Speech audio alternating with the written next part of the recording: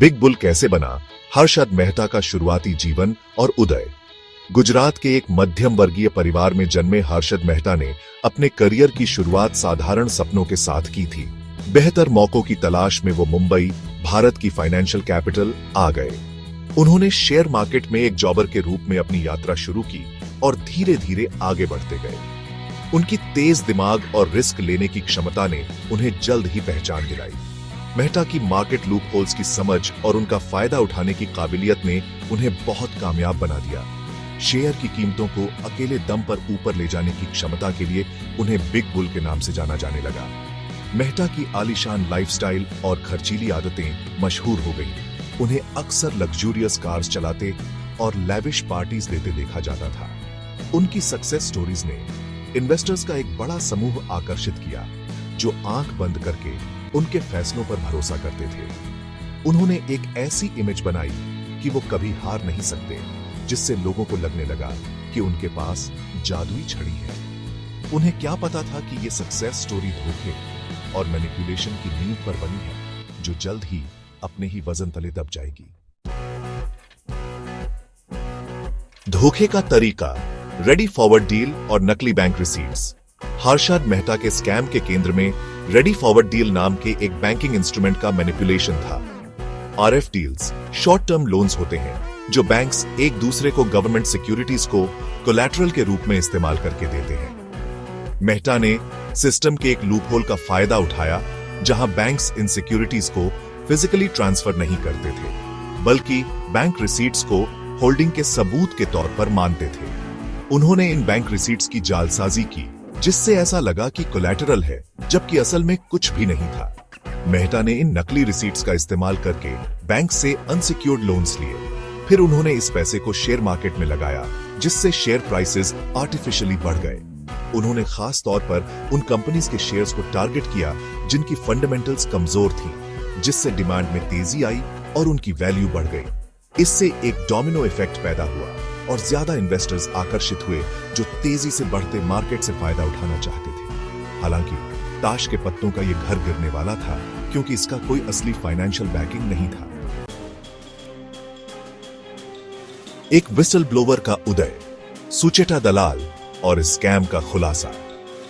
हर्षद मेहता के तेजी से उदय और शेयर मार्केट के बूम की अनिश्चितता का सच तब तक छिपा रहा, जब तक जर्नलिस्ट सुचेता दलाल ने इन्वेस्टिगेशन शुरू नहीं की। इन्वेस्टिगेटिव जर्नलिज्म के लिए जानी जाने वाली दलाल को बैंकिंग सिस्टम में संदिग्ध ट्रांजैक्शंस की टिप ऑफ मिली। उन्होंने बारीकी से मनी ट्रेल को फॉलो किया और बैंक्स, ब्रोकर्स और मेहता के ऑपरेशंस के बीच कनेक्शन ढूंढ निकाला।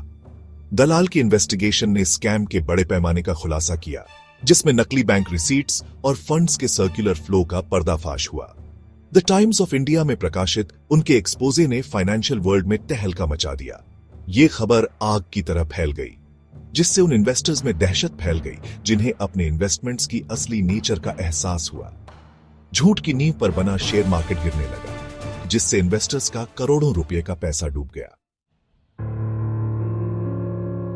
सेक्शन 4, मार्केट क्रैश और उसके शिकार स्कैम का विनाशकारी प्रभाव। हर्षद मेहता के स्कैम के खुलासे से इंडियन शेयर मार्केट में भयानक क्रैश आया। भारत का बेंचमार्क स्टॉक इंडेक्स सेंसेक्स गिर गया, जिससे अनगिनत इन्वेस्टर्स की सेविंग्स खत्म हो गईं। जल्दी अमीर बनने के लालच में फंसे छोटे इन्वेस्टर्स सबसे ज्यादा प्रभावित हुए।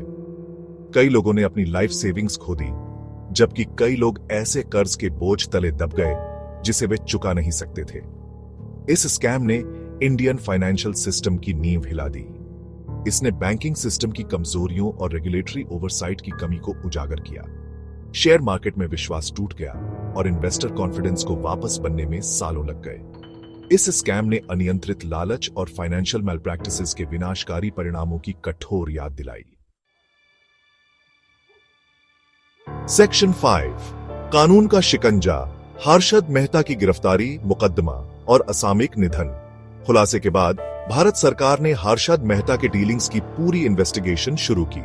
उन्हें गिरफ्तार कर लिया गया और फ्रॉड, फोर्जरी और मार्केट मैनिपुलेशन सहित कई फाइनेंशियल क्राइम्स के आरोप लगाए गए। यह मुकदमा भारत के सबसे हाई प्रोफाइल केसेस में से एक बन गया, जिसने देश का ध्यान खींचा।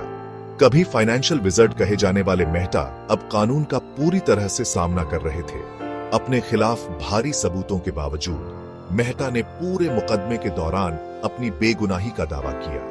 उन्होंने खुद को बलि का बकरा बताया और स्कैम के लिए सिस्टेमिक लूप होल्स और करप्ट बैंकिंग प्रैक्टिसेस को जिम्मेदार ठहराया।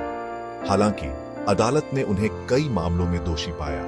सजा काटते समय मेहता की हेल्थ बिगड़ गई और 2001 में 47 साल की उम्र में जेल में उनकी मृत्यु हो गई।